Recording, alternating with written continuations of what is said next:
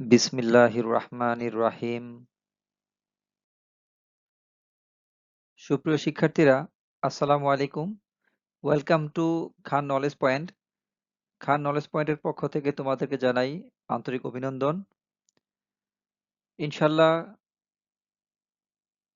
Intermediate থেকে masters পর্যন্ত সমাজবিজ্ঞান সম্পর্কিত যে কোনো ধরনের প্রশ্ন সমাধান দেওয়ার জন্য খান নলেজ পয়েন্ট আছে তোমাদের পাশে।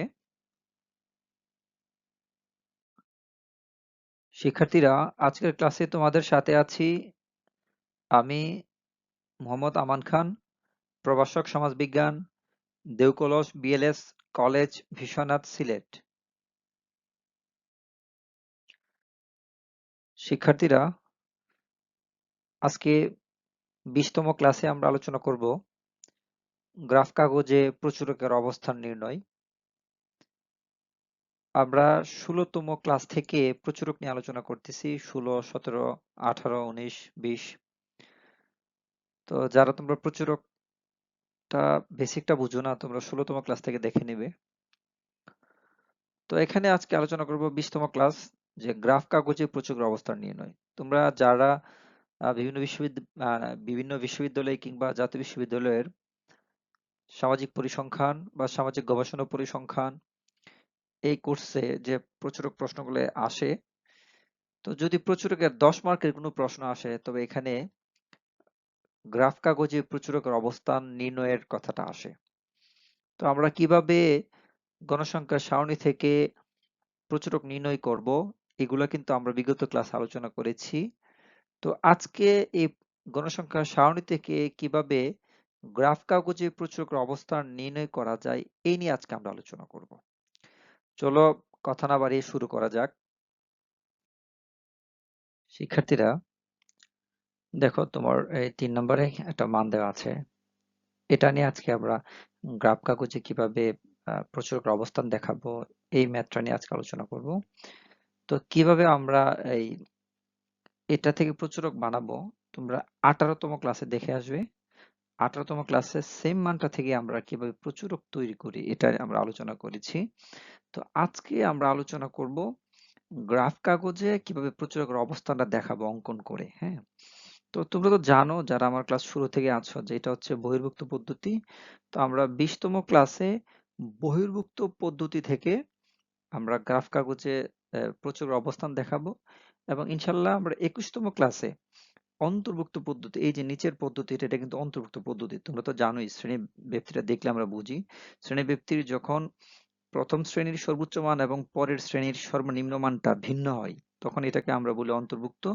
আর যখন প্রথম শ্রেণীর সর্বোচ্চ মান যা 40, পরের শ্রেণীর সর্বনিম্ন মান কি 40 না একই হয়, যখন সর্বোচ্চ এবং সর্বনিম্ন মানটা একই হয়, এটাকে আমরা বলি বহির্ভুক্ত পদ্ধতি। তো ইনশাল্লাহ আজকে আমরা এই বহির্ভুক্ত পদ্ধতিতে কিভাবে প্রচুরকের অবস্থান দেখাবো গ্রাফ কাগজে, এটা নিয়ে আলোচনা করব। ইনশাল্লাহ 21তম ক্লাসে আমরা দেখাবো অন্তর্ভুক্ত পদ্ধতি, এই যে এই পদ্ধতিটা থেকে আমরা কিভাবে গ্রাফ কাগজে অবস্থান দেখাবো প্রচুরকের, এটা নিয়ে আলোচনা করব। আর চলো ইনশাল্লাহ শুরু করা যাক। শিক্ষার্থীরা, আমরা গত 18তম ক্লাসে এই অঙ্কটা নিয়ে আলোচনা করেছি, কিভাবে এই প্রচুরক নির্ণয় করা যায় তা নিয়ে আমরা আলোচনা করেছি। তো আজকে আমাদের মুখ্য বিষয় হচ্ছে প্রচুরকটা কিভাবে আমরা গ্রাফ কাগজে প্রচুরক কিভাবে নির্ণয় করবো, এটা নিয়ে কথা বলা। তো আজকে যদি আমি আবার এই ম্যাথটা নিয়ে কথা বলতে চাই, তাহলে ক্লাসটা অনেক বড় হয়ে যাবে। যারা তোমরা এই ক্লাসটা বুঝোনি, হ্যাঁ, বা প্রচুরকটা নির্ণয় করতে তোমাদের কষ্ট হচ্ছে, তোমরা অবশ্যই 18তম ক্লাসটি দেখে নিবে। 18তম ক্লাসটি দেখে তারপর গ্রাফ কাগজটা দেখতে আসবে। কারণ কেউ যদি অঙ্কটা কিভাবে তৈরি করতে এটা আমরা না জানি, তাহলে আজকের যে টপিক আমরা আলোচনা করব গ্রাফ কাগজে প্রচুর অবস্থান নির্ণয়, এটা বুঝতে কষ্ট হবে। এই কারণে আমি শুরুতেই বলবো, আজকে আমরা এটা নিয়ে আলোচনা করব না, এটা আমরা 18তম ক্লাসে আলোচনা করেছি। তোমরা অবশ্যই 18তম ক্লাসটা দেখে তারপর গ্রাফ কাগজে প্রচুর অবস্থান নির্ণয় আজকের ক্লাসটি দেখবে, তাহলে তোমাদের বুঝতে সুবিধা হবে। শিক্ষার্থীরা, দেখো এখন আমরা গ্রাফ কাগজে প্রচুরকের অবস্থান নিয়ে আলোচনা করব। তো গ্রাফ কাগজে প্রচুরক মানে তৈরি করতে গেলে আমাদের কি লাগবে, আগে প্রচুরকটা বের করতে হবে। তো তোমরা যারা, আমি বলেছি যে 18তম ক্লাসটি দেখে আসবে, তাহলে প্রচুরক কিভাবে আমরা এটা থেকে তৈরি করছি তোমরা বুঝতে পারবে। তো আমাদেরকে এখানে গ্রাফ কাগজে প্রচুরকের অবস্থান নির্ণয় করতে গেলে যা যা আমাদেরকে বুঝতে হবে, আমাদেরকে শুরুতে প্রচুর কিভাবে নির্ণয় করতে হয় তা বুঝতে হবে। এটা 18তম ক্লাসে আছে, এটা দেখে আসবে। তারপর আমাদেরকে আয়তলেখ কিভাবে অঙ্কন করতে হয় এটা জানতে হবে। তো আয়তলেখ অঙ্কন করাটা জানতে হলে আমাকে অবশ্যই আয়তলেখার একটা ক্লাস আছে আমাদের, আমরা এর আগে করে আসছি, ওই তো সম্ভবত 4-5 নাম্বার ক্লাস হবে। ওই ক্লাসটা আমরা দেখে আসবো, বা তোমরা আয়তলেখ কাকে বলে এটা সার্চ করলেই পাবে, কিংবা আমার যে এখানে এই লিস্ট দেওয়া আছে এই লিস্টের মধ্যে তোমরা পেয়ে যাবে। তো অবশ্যই তোমরা আয়তলেখর ক্লাসটি করে আসবে, তাইলেই আয়তলেখটা কিভাবে অঙ্কন করতে হয় সেটা তোমাদের ধারণা হয়ে যাবে, কারণ একটা ক্লাসে এত কিছু একসাথে বোঝানো সম্ভব নয়। চলো আমরা শুরু করে দিই। তো আমরা তোমাদের বোঝার সুবিধার্থে আমি এখানে এটা গ্রাফের পাশাপাশি এখানে আমি টেবিলটা নিয়ে আসছি, কারণ টেবিলটা আমাদের মুখ্য বিষয়, টেবিল থেকে আমাদেরকে আয়তলেখাটা অঙ্কন করতে হয়। তো আমরা শুরুতে আমাদের পরীক্ষাতে যে গ্রাফ পেপার দেয়, আমাদেরকে অর্ধেকটা গ্রাফ পেপার দেয়। তো অর্ধেকটা গ্রাফ মানে পেপারে আমরা আগে আয়তলেখাটা অঙ্কন করব, আয়তলেখাটা অঙ্কন করতে হবে। তো আয়তলেখা অঙ্কন করতে গেলে আমাদের কি কি লাগে, গণসংখ্যা লাগে এবং শ্রেণী ব্যবধান লাগে। দেখো আমি নিচে, এই যে নিচে অক্ষে এই উ এক্স অক্ষ, এটা নিচের যে একটা, দেখো আমি এটা নীল কালার একটা দাগ টানছি। তোমরা তো যেহেতু কাঠ পেন্সিল দিয়ে তোমরা টানবে, আমি তোমাদের বোঝার সুবিধার জন্য বিভিন্ন কালারিং করছি এখানে। তো আমি নিচে একটা সুন্দর ঠিক ও এক্স অক্ষে কি করলাম, শ্রেণী ব্যবধান। তো এখানে 35 থেকে শুরু হয়েছে 60 পর্যন্ত, দেখো 35, 40, 45, 50, 55, 60 পর্যন্ত আমরা চলে আসলাম। এরকম এই যে স্যার, তোমরা অনেকে বলো স্যার এখান থেকে শুরু করলে কি হবে, সমস্যা নাই, তোমরা এখান থেকে শুরু করতে পারো, আমি বোঝার সুবিধার জন্য এখানে নিয়ে আসছি। আর তোমরা অবশ্যই এই জায়গার মধ্যে দুইটা টান দিয়ে দিবে, একটু এখানে মানে কাঠ পেন্সিল দ্বারা মুছে একটু একটু গ্যাপ দিয়ে দিবে এই জায়গার মধ্যে, কারণ এখানে ধরো 35 থেকে 40 তো 5, আর এখানে 0 থেকে 35 মানে অনেক কিছু না। তো এই জায়গাটা একটু বাঁকা বাঁকা করে অনেকে দিয়ে দেয়, বা অনেকে একটু মধ্যে দুইটা টান দিয়ে মধ্যের জায়গাটা মুছে দেয়, এটা দিলেও চলবে, সমস্যা নাই। দেখো আমি ওএক্স অক্ষে কি দিলাম, শ্রেণী ব্যবধান। তো শ্রেণী ব্যবধানটা আমরা প্রতি লাল ঘর, দেখো এখানে কিন্তু লাল দাগ টানা আছে, তোমরা তো জানো গ্রাফ পেপারে প্রতি 5 ঘর পর লাল দাগ টানা আছে। এই দেখো লাল দাগ টানা আছে, আমি এই একটা লাল দাগে 35, তারপরটা 40, তারপরটা 45, তারপরটা 50, আমরা প্রতি লাল ঘরে বসাই কেন, আমাদের গ্রাফের কাজের সুবিধার জন্য। এই যে অন্য অন্য জায়গায় কি বসানো যাবে না, যাবে, তবে তখন এলোমেলো হয়ে যাবে, গ্রাফের সুবিধার জন্য আমরা প্রত্যেকটা লাল দাগগুলাকে চেষ্টা করি লাল দাগের মধ্যে আমাদের মানগুলো বসানোর জন্য। এবং ওয়াই অক্ষে আমি গণসংখ্যা বসাইছি, দেখো গণসংখ্যা দিয়ে দিছি, এখানে ওয়াই কে গণসংখ্যা বসাই দিছি। এখন এখানে কিন্তু দেখো 35 থেকে 40 গড় আছে 5টা, আমি ব্যবধানও 5। আর এখানে কিন্তু দেখো এটা কিন্তু সেন্টার, এখানে শূন্য থেকে শুরু হয়েছে, যদিও এটা হচ্ছে উ, কিন্তু শুরু এটা শূন্য। এখান থেকে দেখো, এই দেখো 10 গড় পরে আমি 5 দিছি, 10 গড় পরে 5 দিছি। আর এখানে কিন্তু 5 গড় পরে 5, 35 থেকে 40 এর ব্যবধান 5 না, 5 গড়ে 5, এখন 40 থেকে 45 এর ব্যবধান কিন্তু 5, তাহলে 5 গড় সমান 5 একক। কিন্তু এখানে কিন্তু 10 গড় পরে 5 দিছি, 20 গড় পরে 10 দিছি, মানে কি এখানে প্রতি 2 গড় সমান 1 একক, কিংবা বলতে পারি প্রতি 10 গড় সমান 5 একক, প্রতি 10 গড় সমান 5 একক, কারণ আমি 10 গড় পরে 5 দিছি, আবার 10 গড় পরে 5 মানে 10 দিছি, তাহলে আমি বলতে পারি না প্রতি 10 গড় সমান 5 একক, আর এখানে এসে প্রতি 5 গড় সমান 5 একক, ছোট ছোট গড় 5টা আছে। আয়তলেখাটা বোঝার জন্য আয়তলেখার ক্লাসটা করবে, আরো সুবিধা হবে। আচ্ছা, তারপর এরকম করে আমি এখানে 10 ঘর পরে 5, আবার এখানে 20 ঘর পরে 10, এবং 30 ঘর পরে 15 দিয়ে আসছি তোমাদের বোঝার সুবিধার জন্য। যে স্যার এখানে দিয়ে দেওয়া আছে এক ধরনের, আপনি ধরছেন আরেক ধরনের, কোনো সমস্যা নাই। তোমার মূল কথা হচ্ছে ধরাটা হলো গুরুত্বপূর্ণ। আমি ধরছি 5 ঘর সমান, এখানে 10 ঘর সমান 5, 20 ঘর সমান 10, তারপর 30 ঘর সমান 15, মানে কি প্রতি 2 ঘর সমান 1 ধরছি না। আচ্ছা, এখন আমরা আয়তলেখ অঙ্কন করি। দেখো আয়তলেখ অঙ্কন করতে গেলে আমি যে কাজটা করব, দেখো 35 থেকে 40 এর মধ্যে, এই যে 35, এই যে 35 ধরলাম না, দেখো 35 থেকে যে এই যে 40, এখানে কত গণসংখ্যা 12। আমি যদি একটু 12 দিকে তাকাই, যদি একটু তাকাই, দেখো এই যে আমরা 12টা কোথায় পাই, এই যে এখানে তো 10, এই 2 ঘরে 11, এরপরে 2 ঘরে এ বরাবর কিন্তু 12 পাই না, এ বরাবর কিন্তু 12। এই কারণে আমি যে কাজটা করছি, দেখো আমি এই যে এই জায়গার মধ্যে তোমরা কাজটা করবে, এই যে এই জায়গার মধ্যে 12 বরাবর এরকম একটা টান দিয়ে নিবে, এই যে 12 বরাবর এরকম একটা টান দিয়ে নিবে। তারপর দেখো 40 থেকে 45 এর মধ্যে কত আছে, 40 থেকে 45 এর মধ্যে দেখো 14 আছে। আমি 14 কোথায় পাই, এই দেখো 14, এটা তো আমরা এ বরাবর আমাদের হয় যে কত 13, এরপর দেখো এ বরাবর দিয়ে 14, এই দেখো আমি এই গড় বরাবর 14, এইরকম 14 বরাবর আমি এইরকম করে নিয়ে গেছি। এই ধরাটা যদি কেউ না পারি তাহলে আমি অঙ্ক পারবো না, এই ধরাটা কিন্তু গুরুত্বপূর্ণ, মান যে ধরবো। কারণ এই ঘর বরাবর যদি 15 হয় 2 ঘর নিচে তো 14 থাকবে, এই যে 2 ঘর নিচে আমরা 14 কে টান দিয়ে দিলাম। তারপর দেখো 45 থেকে এই যে তাকায় আমরা 45 থেকে 50 এর মধ্যে আমাদের গণসংখ্যা কত 10। এই দেখো 45 থেকে 50 এর মধ্যে গণসংখ্যা 10, এই যে এই 10 বরাবর না, তাহলে আমরা কি করব, এই যে 45 থেকে 50 বরাবর এই যে 10, আমি কিন্তু অলরেডি মানে এটা করে ফেলছি। হ্যাঁ, তোমাদেরকে বোঝানোর জন্য আমি টানতেছি। তো তারপর দেখো 50 থেকে 55 এর মধ্যে কত, 50 থেকে 55 এর মধ্যে 50 থেকে 55 এর মধ্যে তাকায় আমরা 15, সর্বোচ্চ এই যে 15, তাহলে এই যে 15 এই লাল দাগ বরাবর 15 না, এই যে আমি এখান থেকে এই যে 15, এই যে 15 দাগ দিলাম। তোমরা দিলে সোজা হবে, আমার একটু বাঁকা হচ্ছে। তারপর দেখো 55 থেকে 60 পর্যন্ত কত, 11 না গণসংখ্যা, তাহলে 55 থেকে 60 11, 11 কোথায় দেখবো, এই বরাবর 10, 2 ঘর পরে 11, দেখো 2 ঘর পরে এই যে 11, আমরা এই বরাবর 11 নিয়ে নিলাম। তাহলে কিন্তু আমাদের উপরের দাগটা হয়ে গেছে। এখন আমাদের যে কাজটা করতে হবে, এখন আমরা কি করব, উপর থেকে নিচে দাগ দাগ মিলাই দিব। এই যে দেখো এইরকম করে তোমরা স্কেল দিয়ে, আমার তো ইয়ে হচ্ছে না, তোমরা স্কেলটা সোজা করে মিলাই দিবে, তোমাদের জন্য সুবিধা হবে। তোমরা কি করবে, এই পরে এই যে টেনে টেনে এটাকে এখান থেকে আনবে, এখান থেকে এনে টেনে টেনে টেনে টেনে তোমরা সমান করে মিলাই দিবে। তারপরে এই যারা দেখো এখান থেকে টেনে টেনে তোমরা সমান করে মিলাই দিবে, তোমাদের তো সোজা হবে, তোমরা যদি স্কেল দিয়ে করবা। তারপরে এই করে মিলাই দিবে, এই যে এটারে এখান থেকে আনবে, সরি এটাকে এখান থেকে আনবে, এখান থেকে এনে মিলাই দিবে। তারপরে এরপরটাকেও এখান থেকে এনে এই বরাবর নিচে মিলাই দিবে। তারপর এখান থেকে এনে এই বরাবর মিলাই দিবে। তাহলে কিন্তু আমাদের এতটুকুর ভিতরে কিন্তু আমাদের আয়তলেখা হয়ে গেছে। মানে এটা হচ্ছে আয়তলেখা অঙ্কন। এতটুকুর ভিতরে আমাদের আয়তলেখাটা হয়ে গেছে। তো আয়তলেখাটা হওয়ার পরে আমাদের এখন মূল কাজ কিন্তু হচ্ছে আমাদের প্রচুরক। আমাদের মূল থিমটা ছিল প্রচুরক নির্ণয় করা। এখন আমরা কিভাবে প্রচুরক নির্ণয় করব, এটা কিন্তু আমাদের মূল বিষয়। আচ্ছা, এখন দেখো সর্বোচ্চ গণসংখ্যা কি, মানে সবচেয়ে বড় মানে আহ, এটা ছিল না গণসংখ্যা 15, তাহলে এটা যেহেতু সবচেয়ে বড়, তাহলে এটার যে শ্রেণী ব্যবধানটা এটা বড় হবে। এটার যে আয়তলেখ অঙ্কন করছে, এখানে কিন্তু আয়তলেখ কয়টা হয়েছে, একটা দুইটা তিনটা চারটা পাঁচটা, সবচেয়ে বড় আয়তলেখ কোনটা, এটা কিন্তু সবচেয়ে বড় আয়তলেখ। কারণ প্রচুরক মানে কি, যে সংখ্যাটা বেশি আছে, সবচেয়ে বেশি যে জায়গা আছে। তাহলে দেখো 50 থেকে 55 মধ্যে মান আছে 15, মানে 15টা মান আছে, তাহলে এটাই তো মানে প্রচুরক, এখানে তো প্রচুরকটা লুকায়িত আছে। তাহলে এটার ভিতরে যেহেতু প্রচুরক লুকায়িত আছে, আমরা যে অঙ্কটা সলভ করেছি, আমরা কিন্তু বলেছি যে সর্বোচ্চ গণসংখ্যা নির্দেশিত শ্রেণী প্রচুরক শ্রেণী, এই কথাটা আমরা বলে আসছি। কিন্তু তোমরা অবশ্যই প্রচুরকের ক্লাসটা করলে ব্যাপারটা বুঝে যাবে। তাইলে এই এই যে আয়তলেখটা, এখানে যে এই মানগুলা দিয়ে যে আয়তলেখাটা হবে, এটার মধ্যে প্রচুরক আছে। তাহলে এখানে কোন মানটা, যে এই যে ঘরটা, এই যে আয়তলেখটা, আমরা যদি তাকাই এই যে আয়তলেখটা আছে, এই যে আয়তলেখটা আছে, এটার মধ্যে কিন্তু আমাদের প্রচুরকটা লুকায়িত আছে। এখন আমরা যে কাজটা আমাদের করতে হবে, দেখো এখন আমরা যে কাজটা করব, এটা একটু মনোযোগ সহকারে দেখবে, এবং আমি পরের স্লাইডের ব্যাখ্যাটা নিচে দিয়ে দিছি।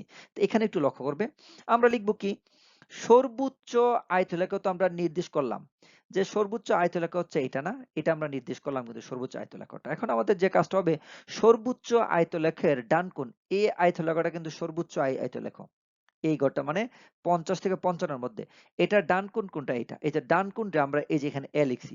সর্বোচ্চ আয়তলেখের ডান কোণ এ, এবং এর পূর্ববর্তী মানে এই আয়তলেখটার পূর্ববর্তী এই আয়তলেখ কোনটা, এটা কিন্তু এর পূর্ববর্তী আয়তলেখের ডান কোণ বি বিন্দু চিহ্নিত করি। সর্বোচ্চ আয়তলেখের ডান কোণ এ বিন্দু ও এর পূর্ববর্তী আয়তলেখ হয়েছে এই যে গড়টা, এই গড়টা ডান কোণ কোনটা, এটা না, এই কোণটা কিন্তু ডান কোণ, ডান কোণ বি বিন্দু চিহ্নিত করি। তাহলে এ বি যোগ করি, তারপর এ থেকে এরকম ভাবে কি করবে, তখন আবার আহ এরকম করে একটা টান দিয়ে এরকম কোনাকুনি এ থেকে বি পর্যন্ত এরকম একটা মিলাই দিবে। হ্যাঁ, তাহলে এ বি যোগ করি। তারপরে আবার লিখবে সর্বোচ্চ আয়তলেখের বাম কোণ, বাম কোণ এটা না, সর্বোচ্চ আয়তলেখ তো এটা, এর বাম কোণ এটা, সি বিন্দু চিহ্নিত করি, এবং এর পরবর্তী আয়তলেখ তো এটা, এর পরবর্তী আয়তলেখের এই যে বাম কোণই কিন্তু সর্বোচ্চ আয়তলেখের বাম কোণ সি বিন্দু চিহ্নিত করি, এবং এর পরবর্তী আয়তলেখের বাম কোণ ডি বিন্দু চিহ্নিত করি, ডি বিন্দু চিহ্নিত করি। তাহলে কি করব এখন, এখন আমরা সি এবং ডি, এই যে সি এবং ডি আমরা এরকম করব, যোগ করে দিব। দেখো সি এবং ডি যখন আমরা যোগ করে ফেলছি, আবারও বলছি, এটা যখন আমরা তৈরি করতে যাব, শুরুতে করব সর্বোচ্চ আয়তলেখের ডান কোণ এ বিন্দু, এবং এর পূর্ববর্তী মানে আগের আয়তলেখের ডান কোণ বি বিন্দু চিহ্নিত করি, এ বি যোগ করি। তারপর সর্বোচ্চ আয়তলেখের বাম কোণ সি বিন্দু চিহ্নিত করি, এবং এর পরবর্তী আয়তলক, এই যে পরবর্তী আয়তলক তার বাম কোণ, পরবর্তী আয়তলকের বাম কোণ ডি বিন্দু চিহ্নিত করি।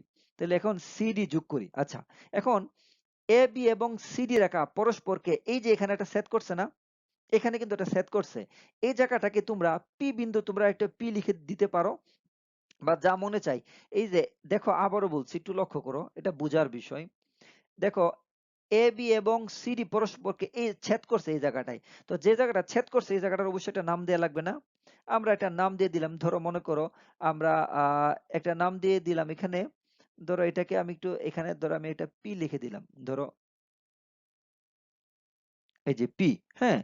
ধরো এখানে এ বি এবং সিডি রেখা পরস্পরকে, এ বি এবং সিডি রেখা পরস্পরকে পি বিন্দুতে ছেদ করছে।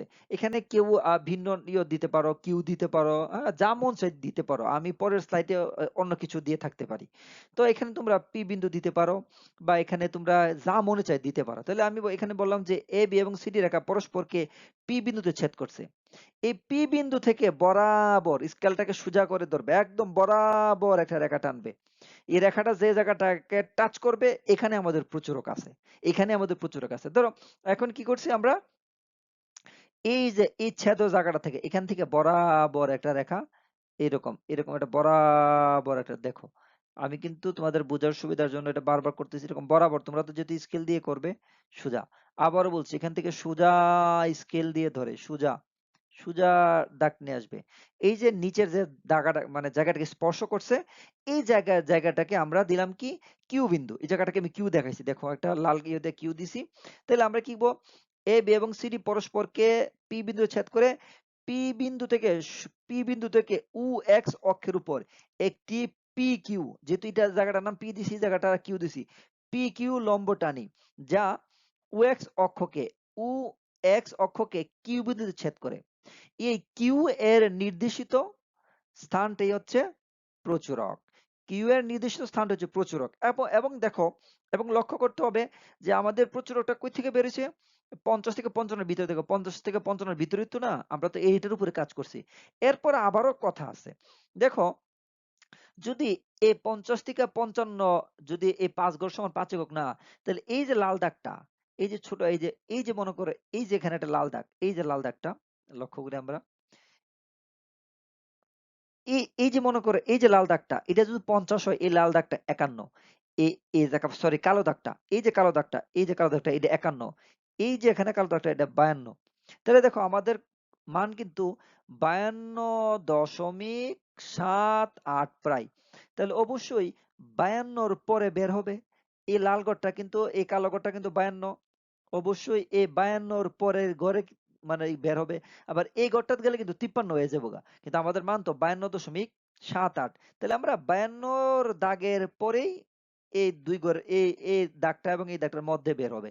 যে স্যার এটা যদি ওইদিকে চাইপা যায় বা বরাবর না হয়, একটু 19-20 হয়, কোনো সমস্যা নেই। মূল কথা হচ্ছে এই যে 52 দাগটা আছে না, এই যে কালো দাগটা 52, এটার পরে যেন হয়। এবং তুমি যখন সূক্ষ্মভাবে করবে অবশ্যই এটার পরে যাবে। তখন তুমি এরকম করে একটা টান দিয়ে দেখাই দিবে যে এই ইয়রটা, আমি যে এখানে কিন্তু একটা টান দিয়ে দেখাই দিছি, দেখো তোমরা এরকম করে একটা টান দিয়ে দেখাই দিবে, এরকম একটা চিহ্ন দিয়ে টান দিয়ে দেখাই দিবে যে এমও সমান সমান 52.78। তাহলে দেখো, এই যে উ থেকে কিউ এর এই যে অবস্থানটা, এই অবস্থানটা কিন্তু আমাদের মধ্যমা বের হয়ে গেল, সরি, আমাদের প্রচুরক। হ্যাঁ, এ থেকে এর যে অবস্থানটা, এটাই কিন্তু আমাদের প্রচুরক। তাহলে বুঝতে হবে প্রচুরকটা কোথায় বের হবে। প্রচুরক বেরোর মূল জায়গাটা হচ্ছে সর্বোচ্চ আয়তলেখার গড় থেকে বের হবে। সর্বোচ্চ আয়তলেখার ডান কোণ এবং এর পূর্ববর্তীর ডান কোণ এ এবং বি চিহ্নিত করে এ বি যোগ করি, এবং সর্বোচ্চ আয়তলেখার বাম কোণ সি বিন্দু এবং এর পরবর্তী আয়তলেখার বাম কোণ ডি বিন্দু চিহ্নিত করি, সি ডি যোগ করি। এ বি এবং সি ডি রেখা পরস্পরকে পি বিন্দু ছেদ করছে।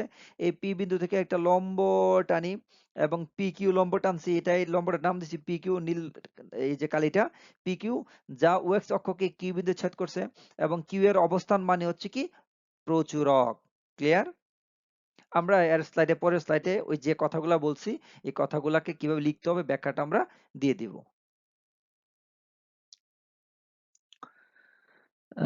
শিক্ষার্থীরা দেখো, আমি এতক্ষণ যে আলোচনাটা করছি, মানে এটা আবার দেখাইছি তোমাদের, এই যে লেখাটা, এই লেখাটা কিন্তু আমি যেভাবে আমরা চিত্রটা অঙ্কন করছি এই কথাগুলা কিন্তু এখানে বলতে হবে। অবশ্যই চিত্রের মধ্যে আমি কিন্তু ওই যে কোন গড় সমান কত একক ধরছি, কত গড় সমান কত একক ধরছি, এটা এখানে লিখে দিচ্ছি। চিত্রে ওএক্স অক্ষের শ্রেণী ব্যবধান প্রতি 5 গড় সমান 5 একক। আমরা এখান থেকে এখানের ব্যবধানটা ছিল কত, 5 গড় না? 35 থেকে 40 এর মধ্যে ব্যবধান 5 গড় ও 5 টাকা বলছে, প্রতি 5 গড় সমান 5 একক। এবং উভয় অক্ষে গণসংখ্যা, উভয় অক্ষে গণসংখ্যা প্রতি 10 গড় সমান 5 একক। দেখো 10 গড়, এই যে এখান থেকে এখানের ব্যবধান 10 না, 10 গড় সমান কিন্তু আমরা 5 একক ধরছি। তো 10 গড় সমান 5 একক ধরে আয়তলেখটা অঙ্কন করা হলো। আগে তো শুরুতে আমরা আয়তলেখ লিখছি, এই আয়তলেখের কথাটা আমরা বললাম। এখন তো আমাদের মূল বিষয় কি, প্রচুরক। আমি দেখো এতক্ষণ যে কথাগুলো আমি বলছি এই কথাগুলো কিন্তু এখানে আছে। দেখো লেখো চিত্রে আয়তলেখ ও প্রচুরক নির্ণয়। যেহেতু আয়তলেখের সাহায্যে প্রচুরকটা নির্ণয় করতে, এই কারণে আমি আয়তলেখটা ব্র্যাকেটে দেখাইছি। এখানে সর্বোচ্চ গণসংখ্যা ধারণকৃত শ্রেণী প্রচুরক শ্রেণী। তো সর্বোচ্চ গণসংখ্যা কোনটা, এটা না? ওই যে 15 আমরা পাইছিলাম। তো সর্বোচ্চ গণসংখ্যা শ্রেণী, এই শ্রেণীটাই কিন্তু আমাদের প্রচুরক শ্রেণী। এই আয়তলেখ থেকে আমাদের প্রচুরকটা আমরা বের করব। সর্বোচ্চ আয়তক্ষেত্রের ডান কোণ, দেখো সর্বোচ্চ আয়তক্ষেত্রের ডান কোণ এবং অর্থাৎ এ বিন্দু এবং পূর্ববর্তী আয়তক্ষেত্রের ডান কোণ, পূর্ববর্তী আয়তক্ষেত্র এটা না, এটা ডান কোণ। বি বিন্দু চিহ্নিত করি, এই যে বি বিন্দু ধরে এ ও বি সংযুক্ত করে এ বি সরল রেখা টানা হলো। এই যে এ বি সংযুক্ত কইরা একটা সরল রেখা টানছে। আমি কি বলছি, এ বি যোগ করি বলছিলাম। তো যার যেমন মনে চাই এ বি সরল রেখা টানা হলো। একইভাবে সর্বোচ্চ আয়তলেখের বাম কোণ, এই যে বাম কোণ সি বিন্দু এবং পরবর্তী আয়তলেখের বাম কোণ, এই যে পরবর্তী আয়তলেখের বাম কোণ ডি বিন্দু ধরে সিডি সংযুক্ত করি, এই যে সিডি দিয়ে সংযুক্ত করছি এবং সিডি সরলরেখা টানা হলো, এই যে সিডি সরলরেখা, সিডি যোগ করি। তারপর দেখো অঙ্কিত রেখাদ্বয় পরস্পরকে পি বিন্দুতে ছেদ করে। এই যে এই যে এ বি এবং সিডি রেখা, এই যে এই জায়গাটা ছেদ করছে, এই জায়গাটাকে আমি তো ওইখানে কি বলছিলাম যে আমরা পি বিন্দু ধরে নিব, এই যে পি, পি বিন্দু ধরে নিব। এই যে পি, তোমরা এটাকে এখানে পি কথাটা লিখে দিবে। হ্যাঁ, এখানে হয়তো আমি লিখে নাই, তোমরা এখানে পি কথাটা লিখে দিবে। তাহলে আমরা কি লিখছি যে অঙ্কিত রেখা দ্বয়, এই যে রেখা দ্বয় এ বি এবং সিডি টা, তোমরা অঙ্কিত কথা বলতে পারো কিংবা এটা বলতে পারো, এ বি এবং সিডি রেখা দ্বয় পরস্পরকে পি বিন্দুতে ছেদ করে, পি বিন্দু ছেদ করে। পি বিন্দু থেকে ও এক্স অক্ষের উপর একটি লম্ব পি কিউ অঙ্কন করা হলো। এই যে ও এক্স অক্ষ, এই যে এটা হচ্ছে ও, এটাই এই অক্ষটাকে আমরা ও এক্স বলছি না, ও এক্স অক্ষে আমরা একটা পি কিউ একটা লম্ব টানছি। দেখো পি কিউ একটা লম্ব টানছি। কি বলছে এখানে, পি বিন্দু থেকে ও এক্স অক্ষের উপর একটি লম্ব পি কিউ অঙ্কন করা হলো। পি কিউ একটা লম্ব অঙ্কন করা হলো। লম্বটি ও এক্স অক্ষকে কিউ বিন্দু ছেদ করে। তাহলে এই যে এই কিউটা, এই ওএক্স অক্ষটাকে কিন্তু এই কিউ বিন্দুতে ছেদ করছে না, কিউ বিন্দুতে ছেদ করে। এখন কিউ এর অবস্থানই প্রচুরক মান নির্দেশ করে, এই যে কিউ এর অবস্থানটাই প্রচুরক মান নির্দেশ করে। কিউ আমি ওইখানে বলছিলাম যে কিউ এর অবস্থান মানটা হচ্ছে প্রচুরক। তোমরা লিখবে যে প্রদত্ত চিত্রে ও কিউ, ওই যে ও থেকে কিউ পর্যন্ত সমান সমান 52.78 প্রায়। মানে কি, প্রদত্ত চিত্রে ও থেকে কিউ এই যে মানটা আছে, এই মানটা হচ্ছে 52.78 প্রায়। নির্ণয় প্রচুরক, প্রচুরক 52.78। এখানে গড় কথাটা একটু মিস্টেক আসছে। আমরা এখানে ধরুন গড় কথাটা একটু কেটে দিই। এই যে এখানে গড় কথাটা আসছে, এটা গড় না, এখানে একটা মিস্টেক চলে আসছে। তোমার নির্ণয় প্রচুরক 52.78 প্রায়। নির্ণয় প্রচুরক 52.78 প্রায়। তো এই যে আমি এতক্ষণ যেভাবে চিত্র অঙ্কন করছি, এই কথাটা এখানে লিখছি। এখন স্যার আপনি যেভাবে এখানে লিখছেন আমাদেরকে ওইভাবে বলতে হবে, ওইভাবে লিখতে হবে না। তুমি যেভাবে চিত্রটাকে অঙ্কন করছো, যেভাবে এখানের কথাগুলো তোমার মতো করে তুমি যেভাবে কাজগুলো করছো, সেম তোমার মতো করে লিখবে। এখানের কথাগুলো হুবহু লাগবে না, তবে পদ্ধতিটা যেন একই থাকে। তাহলে দেখো আমাদের এই সিস্টেমে আমাদেরকে প্রচুরক নির্ণয় করতে হবে। তবে তোমাদেরকে যেটা জানতে হবে, প্রচুরকটা নির্ণয় করতে গেলে গ্রাফ কাগজে আগে আমাকে প্রচুরক কিভাবে বের করতে হয় এটা 18তম ক্লাস থেকে দেখে নিবে, এবং আয়তলেখটা কিভাবে অঙ্কন করতে হয় এটা হয়তো সম্ভবত 4 বা 5 নম্বর ক্লাসে আয়তলেখ আছে, তুমি আয়তলেখটা দেখে নিবে কিভাবে করতে হয়। তাহলে আয়তলেখটা জানা থাকলে এবং প্রচুরক নির্ণয় থাকলে তাহলে কিন্তু আমরা গ্রাফ কাগজে প্রচুরকের অবস্থানটা নির্ণয় করতে পারবো। শিক্ষার্থীরা, আজকে আমাদের এটাই ছিল আমাদের মূল টপিক। আমরা পরবর্তী ক্লাসে তো অন্য বিষয় নিয়ে আলোচনা করব। তো শিক্ষার্থীরা, যদি ভালো লেগে থাকে সাবস্ক্রাইব করে অবশ্যই পাশে থাকবে এবং শেয়ার করে দিবে, অন্যদেরকে দেখার সুবিধা করে দিবে। শিক্ষার্থীরা, তো আজকে আমরা ইনশাল্লাহ 20তম ক্লাস শেষ করলাম। আমরা পরবর্তী ইনশাল্লাহ 21তম ক্লাস নিয়ে আলোচনা করব। ওইখানেও আমরা একটা প্রচুরকের গ্রাফ কাগজে প্রচুরকের অবস্থান নিয়ে আলোচনা করব। কেন আমরা আজকে যে মানটা করেছি এটা ছিল বহির্ভুক্ত পদ্ধতি ৩৫ থেকে ৪০, ৪০ থেকে ৪৫, ৪৫ থেকে ৫০ বহির্ভুক্ত পদ্ধতিটা সহজ। এখন যদি আমাদের কোনো প্রশ্ন অন্তর্ভুক্ত দিয়ে দেয় তখন আমরা কি করব? আমরা যেরকম ভাবে এই যে গড়, মধ্যমা, প্রচুরকের চিত্রগুলোতে আমাদের যেরকম অজীব রেখা, আয়তলেখ, বহুভুজ ওইগুলোতে আমরা কিন্তু অন্তর্ভুক্ত পদ্ধতি থাকলে এটাকে কি করছি? প্রকৃত শ্রেণীসীমার সাহায্যে বহির্ভুক্ত বানাইছি। বহির্ভুক্ত বানানোর পরে কিন্তু আমরা আমাদের পরবর্তী ধাপের কাজগুলো করছি। তো তোমরা যারা এগুলো জানো তো বুঝোই। তবে আমি চাই যে আমার মানে বিষয়টা সবাই বুঝুক। এই কারণে আমরা পরবর্তী ক্লাসে গ্রাফ কাগজে আমরা ইওর অবস্থান নিয়ে আলোচনা করব। এই প্রচুরকের অবস্থা নিয়ে আলোচনা করব, কিন্তু ওইটাতে আমরা অন্তর্ভুক্ত পদ্ধতিটা নিয়ে আলোচনা করব। কারণ যারা অন্তর্ভুক্ত পদ্ধতিটা বুঝে গেছো, আমাদের এই যে আয়তলেখ, অজীব রেখা, বহুভুজ ওই চিত্রগুলোর মধ্যেই যারা বুঝে গেছো তাদের জন্য তো এটা ওয়েলকাম, তোমাদের দেখতে হবে না। কিন্তু যারা এটা বুঝো নাই তাদের জন্য আমরা যে আর কি করব, আমরা একটা প্রচুরক আর অবস্থান নির্ণয় করব, কিন্তু অন্তর্ভুক্ত পদ্ধতিতে মানগুলো দেওয়া থাকলে কিভাবে করতে হবে এটা নিয়ে আচ্ছা আমরা আলোচনা করব। এবং আমাদের এই বিষয়ে ২১তম ক্লাসটা থাকবে এই বিষয় নিয়ে আলোচনা করা। এবং আমাদের ২২তম যে ক্লাসটা থাকবে এটা থাকবে, আমাদের অনেক সময় প্রশ্ন আসে একই পরীক্ষাতে একই একটা প্রশ্নের মধ্যে বলে দেয় যে এখান থেকে গড়, মধ্যমা, প্রচুরক নির্ণয় করো, বা নিম্ন উপাত্ত থেকে গড়, মধ্যমা, প্রচুরক নির্ণয় করো। তো একটা ক্লাসে কিভাবে আমরা গড়, মধ্যমা, প্রচুরক নির্ণয় করব এগুলা নিয়ে একটু আমরা আলোচনা করব। এবং আমাদের ২১ এবং ২২তম ক্লাসের মাধ্যমে আমরা ইনশাআল্লাহ আশা করি এই অধ্যায়ের অবসান হবে, এবং আমরা পরবর্তী এই ২৩তম ক্লাসে আমরা পরবর্তী অধ্যায়গুলো নিয়ে আলোচনা করব। তবে সবাই ভালো থাকবে, সুস্থ থাকবে। ভালো লাগলে সাবস্ক্রাইব করে খান নলেজ পয়েন্টের পাশেই থাকবে। ভালো থাকো, সুস্থ থাকো। আল্লাহ হাফেজ।